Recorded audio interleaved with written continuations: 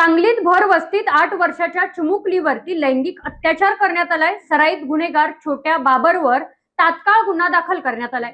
सांगलीच्या सुतार प्लॉट परिसरातील एका 8 वर्षाच्या चिमुरडीवरती लैंगिक अत्याचार झाल्याची मन सुन्न करणारी घटना आता उघडकीस आली असून पोलिसांनी विक्रांत शंकर बाबर उर्फ छोट्या नराधमाला बेड्यात ठोकलेले आहेत।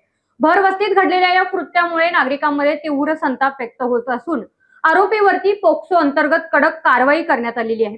या घटनेची पोळेमुळे 2-3 दिवसांपूर्वीच एका वादातील आहे। कडक उन्हाळ्यामध्ये पीडित मुलीच्या आईने घराचा दरवाजा उघडा ठेवला होता, तेव्हा आरोपी छोट्या बाबर तेथून जात असताना त्याने घरात डोकावून पाहिले।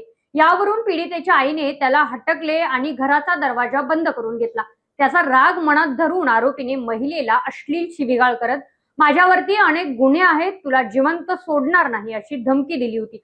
हा वाद शांत होतो ना होतो तोच आरोपीने चिमुरडीला लक्ष्य केले। पीडित मुलगी आपल्या घराबाहेर इतर मुलींसोबत खेळत असताना आरोपीने संधी साधून तिला बळजबरीने ओढून नेले आणि तिच्यावरती अत्याचार केले। आईसोबत झालेल्या वादाचा सूड त्याने या निष्पाप मुलीवरती काढल्याचे समोर आलेले आहे। या धक्कादायक प्रसंगामुळे मुलगी प्रचंड दहशतीत होती, मात्र तिच्या सततच्या रडण्यामुळे आईने जेव्हा विश्वासात घेऊन विचारले तेव्हा या भीषण प्रकाराचा उलगडा झाला।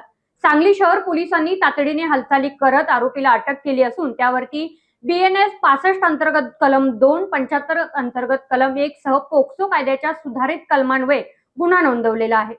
Silent start, smooth rides, style, comfort and saving, Suzuki E-Access। आजच मोहिते सुझुकी शोरूमला भेट द्या।